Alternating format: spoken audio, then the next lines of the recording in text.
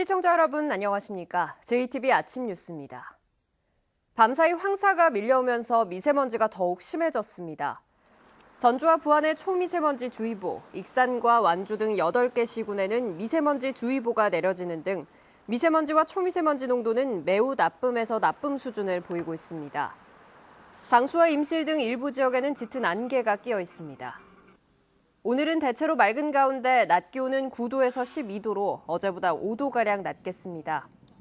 당분간 큰 추위 없이 평년 수준의 기온을 보이다 다음 주 월요일에는 한 차례 비가 오겠습니다.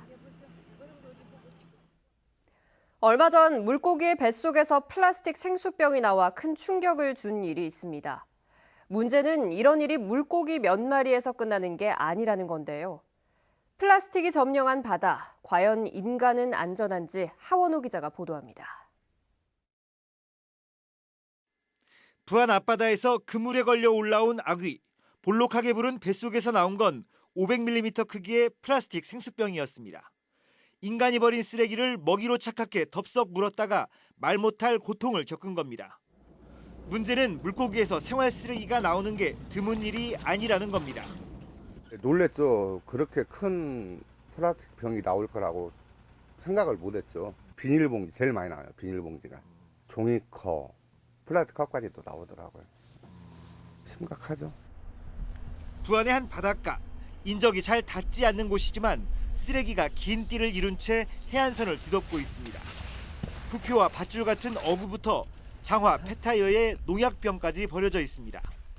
중국에서 넘어온 것으로 보이는 음료수병도 있습니다. 서해도 쪽에서 바람이 불면 다 이쪽 방향으로 불거든요. 그러니까 다 이쪽으로 쌓일 수밖에 없죠.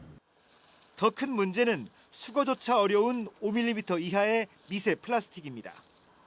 이렇게 잘게 부서진 스티로폼 같은 미세 플라스틱은 바다로 흘러들어가 물고기가 먹게 되고 결국 우리 식탁에까지 오릅니다. 해양수산부가 전국 20개 해안의 미세 플라스틱 농도를 조사한 결과 부안 모항리의 바다가 1제곱미터당 14,500여 개로 조사 대상 지역에서 가장 많았습니다. 이는 전국 평균 2,700여 개보다 5배나 높은 수치입니다. 전라북도가 해마다 20억 원을 들여 바다 쓰레기를 치우고 있지만 고작 2천여 톤에 불과합니다. 바다로 흘러드는 쓰레기를 줄이고 보다 촘촘하게 수거 대책을 마련하는 일이 시급한 과제로 떠올랐습니다. JTBC 뉴스 하원호입니다. 플라스틱 생수병을 삼킨 아귀가 주는 메시지가 무엇일까요? 플라스틱 쓰레기의 발생량을 근본적으로 줄여야 한다는 것일 텐데요. 환경부의 정책은 재활용 쪽에 비중을 두고 있어서 발생량을 줄이는 방향 전환이 시급합니다. 이승환 기자입니다. 전주시 리사이클링 타운의 재활용 쓰레기입니다. 지난 2016년 문을 열 때 하루에 60톤이 들어올 것으로 예상됐지만 2년도 안 돼 반입량이 80톤을 넘어섰습니다. 처리 비용도 늘어나고 사회적 갈등도 커지게 됩니다.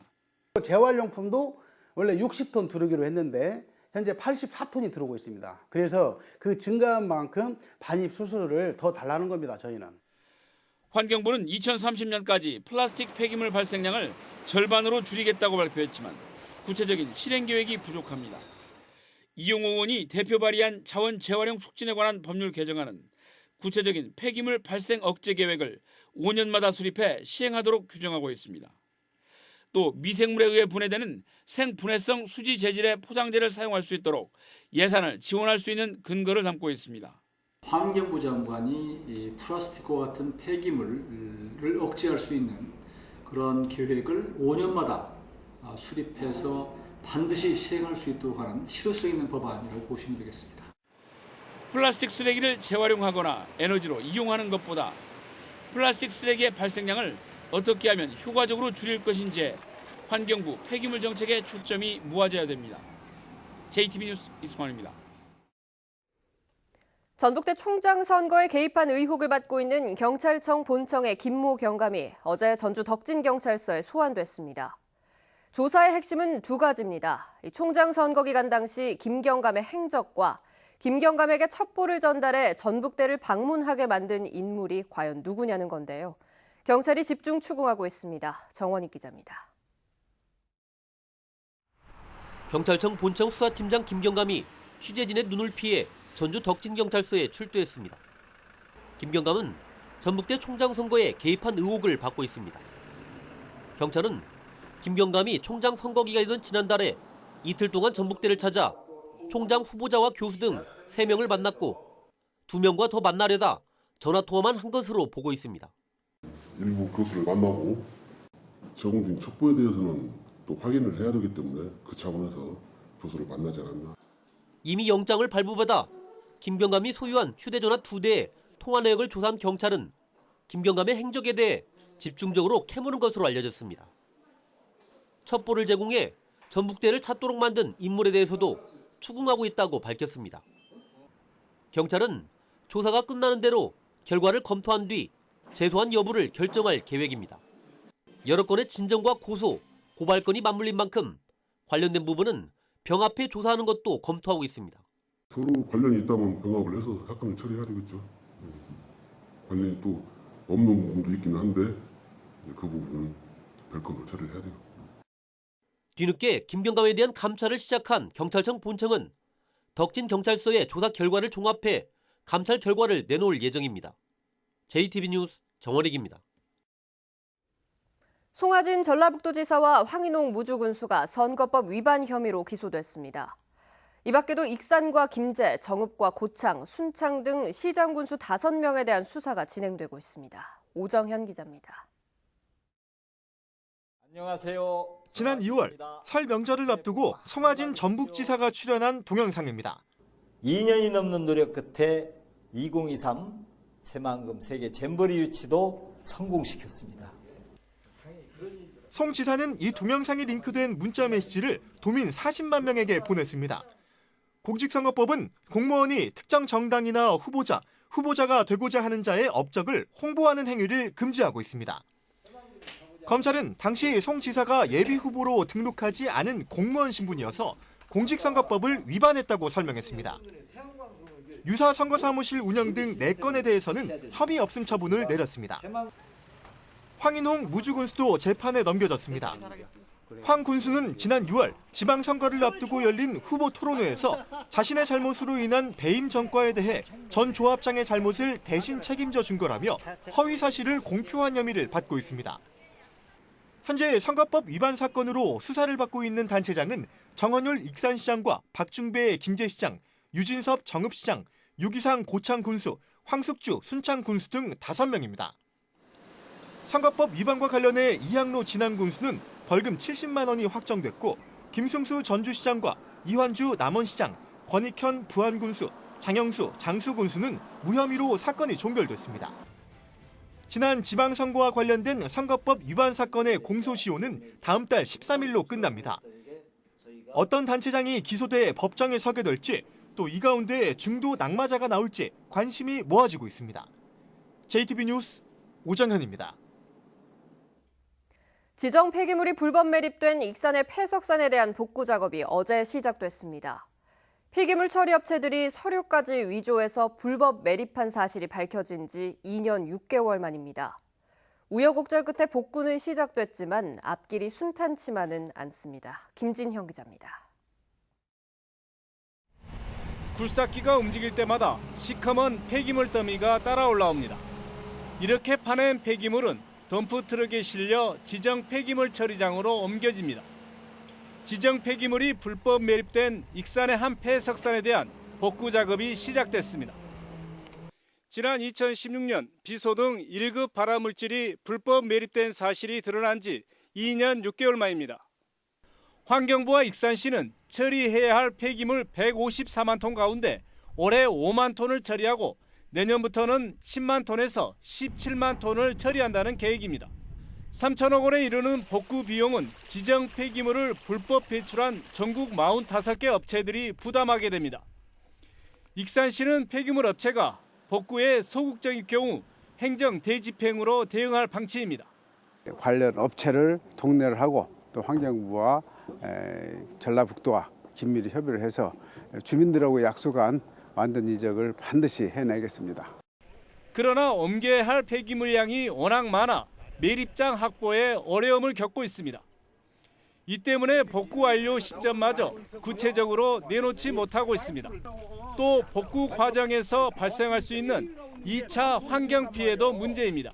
환경부나 익산시는 적극적으로 서들어서 주민들한테 이체 피해가 없도록 최단시간 내에 이걸 파내지 않고는 이후에 계속되는 주민 피해를 누구도 장담할 수 없다고 생각을 합니다. 우여곡절 속에 첫삽을 뜬 폐석산 복구. 불법 매립 폐기물에 마음 저려온 주민들이 안심할 수 있도록 복구가 완료될 때까지 환경부와 익산시의 적극적인 의지가 뒷받침돼야 할 것으로 보입니다. JTB 뉴스 김진영입니다. 새만금의 대규모 태양광과 풍력 발전단지를 만드는 새만금 재생에너지 사업에 대한 주민설명회가 처음으로 열렸습니다. 주민들은 대체로 사업을 반겼지만 환경훼손과 어장 파괴 등을 우려했습니다. 보도에 송창용 기자입니다. 새만금을 중심으로 원전 4개와 맞먹는 태양광과 풍력 발전단지를 만드는 새만금 재생에너지 사업. 정부는 재생에너지 사업이 지지부진한 새만금 개발을 앞당기고 군산조선소와 GM 군산공장 폐쇄로 어려움을 겪는 지역 경제를 회생시킬 것이라고 강조했습니다. 새로운 성장 동력으로서의 역할을 다하기 위한 또 하나의 디딤돌로서 고려를 했다는 점을 주민들은 재생에너지 사업을 대체로 반기면서도 여러 가지 우려를 나타냈습니다. 먼저 주민 의견을 수렴하지 않고 사업을 확정했다는 점을 지적했습니다. 충분한 여론을 수렴한 다음 그리고 공청회를 열고 그 공청회를 연 다음에는 이런 설명회를 가져야 합니다. 대규모 개발로 새만금과 그 주변의 환경 훼손과 어장 파괴가 불가피한 만큼 훼손을 최소화하는 방안을 찾아야 한다는 목소리도 이어졌습니다. 새만금 내측 살려놓고 바닥 주지 말고 땅도 주지 말고 세계 최장의 33km 방도해가 있습니다. 그 도로 사면에 해안 거치반을 차라리 설치하고 소음, 진동, 전자파로 인해서 해양 환경에 미치는 영향이 막대하고 또한 수산 자원에 미치는 영향이 막대합니다. 새만금개발청과 전라북도는 군산에 이어 김제와 부안, 전주에서 차례로 주민 의견을 수렴해 이를 사업에 반영할 계획입니다. JTB 뉴스 송창용입니다. 친형인 최규호 전 교육감의 도피를 도왔다는 의혹을 받고 있는 최규성 한국농어촌공사 사장이 사퇴했습니다. 농림축산식품부는 최규성 사장이 사직 의사를 밝혀와 어제 의원 면직 처리했다고 밝혔습니다. 최 전 사장은 최규호 전 교육감이 도피 기간 병원 진료를 받을 수 있도록 자신의 명의를 빌려주는 등 최 전 교육감의 도피를 도운 혐의로 검찰 수사를 앞두고 있었고 최근에는 농어촌공사 사장으로 취임하기 전에 태양광 발전업체 대표를 지냈다는 사실이 알려지면서 논란을 빚었습니다. OCI 군산공장의 유독가스 누출 사고가 작업자의 부주의에 의해서 발생한 것으로 드러났습니다. 고용노동부 군산지청이 유독가스 누출 사고가 발생한 OCI 군산공장에 대한 현장 조사 결과 압력계 고장을 방치하는 등 모두 20여 건의 위반 사항을 적발했다고 밝혔습니다. 고용노동부 군산지청은 OCI 군산공장 사업주와 안전책임자를 산업안전보건법 위반 혐의로 검찰에 송치하고 과태료 1,040만 원을 부과하기로 했습니다. 남원시 산내면의 시외버스가 기사들의 근로시간 단축 문제로 1년 동안 휴업에 들어가 주민들이 불편을 겪고 있다는 JTB 보도와 관련해 전라북도와 남원시가 일부 버스를 다시 운행하기로 했습니다.